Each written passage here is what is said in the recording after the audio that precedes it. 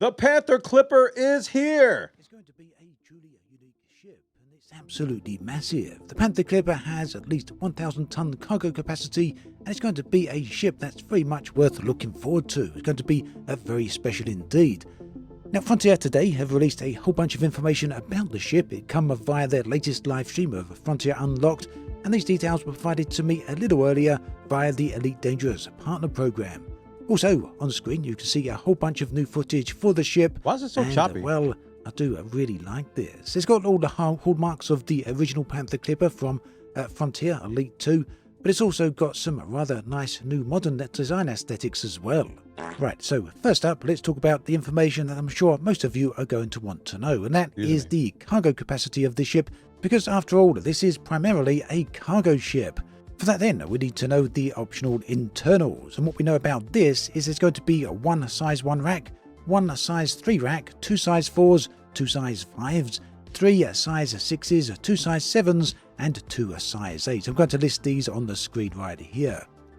Now, where it gets particularly interesting with the Panther Clipper is that Frontier are going to be introducing new types of modules that only fit in the Panther Clipper. These are called optimized cargo racks, and they provide 50% extra capacity over standard equivalent racks of that size. Okay, I was going to say 2 size 8s, and I was doing the math in my head, and I was like, that's not all that impressive. But apparently they're going to come out with some special modules just for this that have more cargo. So maybe the total cargo capacity won't be as disappointing. These are for the size 7 and size 8 racks. So let's look at exactly what that means. Currently, a size 7 rack gives you 128 tons, a size 8 rack gives you 256 tons. Right. Now, if we increase that by 50%, the size 7 now gives you a capacity of 192 tons, and the size 8 moves all the way up to 384 tons. Definitely the king of hauling. This is precisely what's going to make the Panther Clipper so unique. If we consider just the 2 Class 7 optional racks and the 2 Class 8 optional racks, we get a total cargo capacity of 1,152 tons, and that's not counting the... Oh my.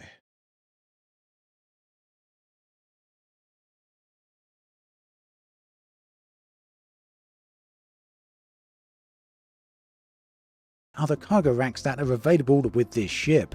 And yeah, that on its own places the Panther Clipper significantly above all the other ships in the game in terms of its cargo capacity. But let's add those other racks in there, the size 1, the size 3s and so on, add everything together and you get a total, the theoretical total here, of 1,450 tons.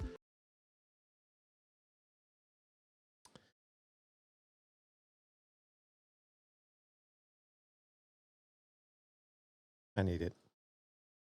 Now, I'm pretty sure that all of this is accurate, but if I have made a mistake here, do let me know in the comments section, because, well, I'm only human and I do make mistakes from time to time, but hopefully I've got all of this accurate.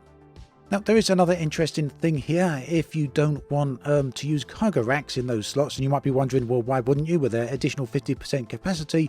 What you can place in them instead are dedicated fuel slots. So yeah, that's right, you can increase the fuel capacity of the Panther Clipper or the cargo rack capacity, or you can even make a mix of both. This really does open up the options for the ship very, very wide indeed.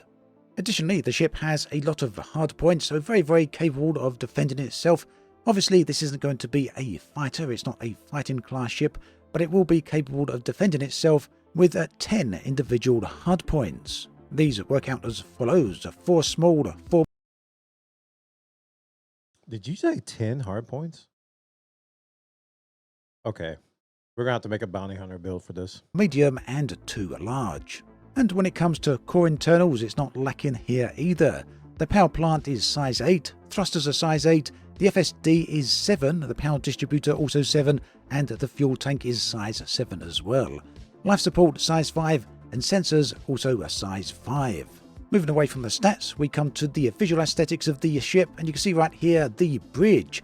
The bridge is much larger than we're used to seeing, and well, I don't know if there's any other purpose for this, if you're planning for the future maybe. They hint and suggest that maybe not, and perhaps imply we shouldn't really speculate, but it's hard not to when you see a ship with a bridge this broad and this wide. Can we walk around in our ships? Don't say it. Either way, it Don't gives us say an it, absolutely please. spectacular view through the canopy there. The rotating engines, the pivoting engines, also give the ship a completely unique look, and these come into effect when landing. They rotate and pivot downwards, allowing the landing gear to deploy. Now, hopefully, Frontier have learnt from previous mistakes, and there's enough clearance underneath the ship to drive SRVs without them getting stuck. We've seen that happen in the past on some recently released ships. Really VTOL, hopefully, that's not going to be an issue here. But judging by the size of this ship, that's pretty hard to imagine. And in a minute, you'll get, a true scale for the size of this ship when the player character gets out on foot and starts walking around. There you go, you get a bit of an idea there. This is absolutely huge. Just look at the size of the engines there and the landing gear. Now, obviously, this ship is primarily focused on cargo hauling, but Frontier suggests that some people may want to use it for exploration, and I can certainly see that becoming a thing. Another area where it will probably... Okay. This could be an exploration challenge. Saj run and the Panther Clipper. I can't imagine the jump range being more than 45 when you all engineer it out, unless they do something crazy. I don't know, man. It might surprise me. It might surprise me. You might be able to get more than 60 or 70 jump range in it. We'll see. But it seems like it's going to be a good challenge. Challenge mode accepted. Excel at is mining. In fact, at this point, I'd be very surprised if people don't use this for mining. A particular use case that comes to mind for me is whether you use this for hauling or whether you use it for mining. That massive cargo capacity is going to be very useful when it comes to refueling your fleet carrier. It will ultimately mean that you can do far less trips for the same.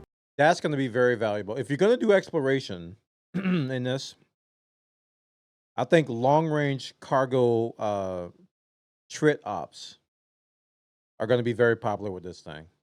Like for these fleet carriers that are stationed way out, or for these situations where people are doing colonization way out, to do some staging, to do some refill of some delivery fleet carriers that are out there. I can see that being a very, very good use case for this purpose and get that fleet carrier fully charged up and fully stocked.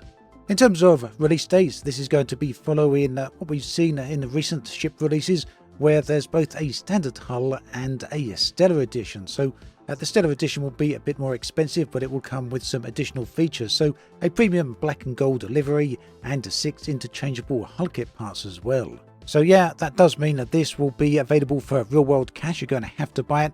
That means it's part of the, well, I suppose we could call it the early access period before the ship is fully available in-game for in-game credits. That's usually a few months down the line after the end. Let me just go on the record, because when I was criticizing Star Citizen for selling ships and stuff, they're like, oh, Elite Dangerous does it.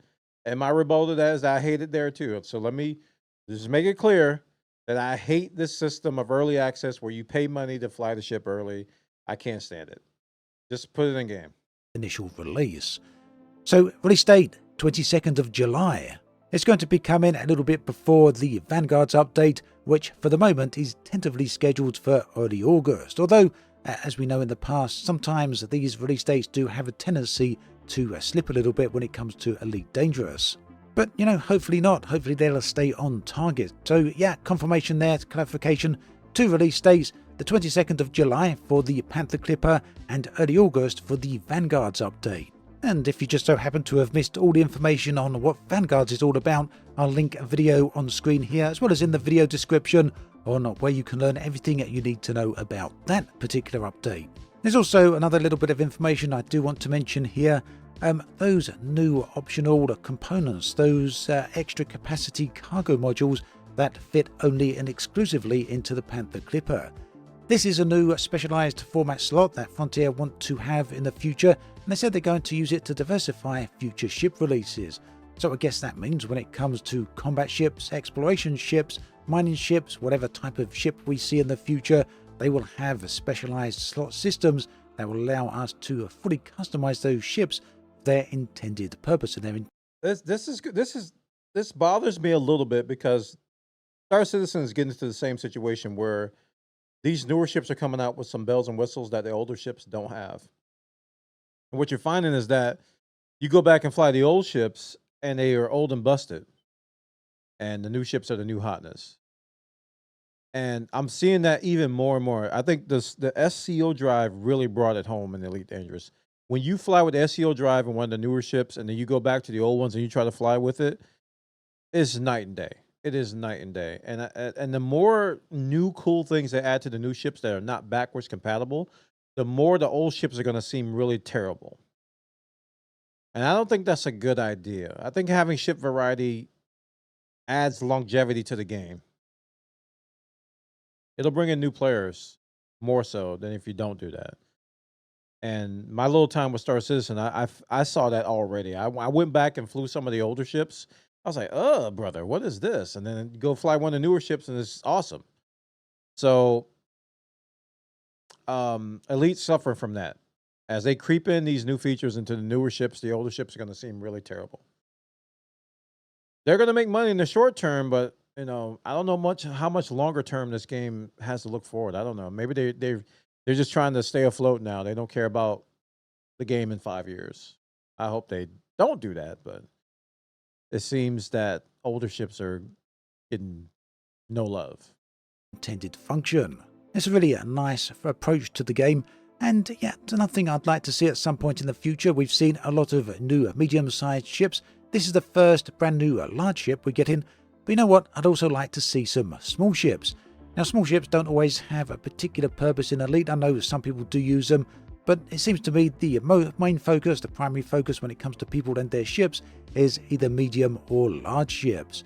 Now, the reason I'd like to see smaller ships is I think it opens up the possibility for future gameplay. I would really like to see Frontier release and design some unique missions that require smaller ships. Not just in the sense that they can only be achieved with a smaller ship because you only get the mission if you've got a small ship, but rather because the mission itself is designed with smaller ships in mind. For example, for flying around the interior of smashed up shipwrecks or station wrecks. In other words, the missions, brand new missions that require smaller ships. This is something I'd certainly like to see in the future.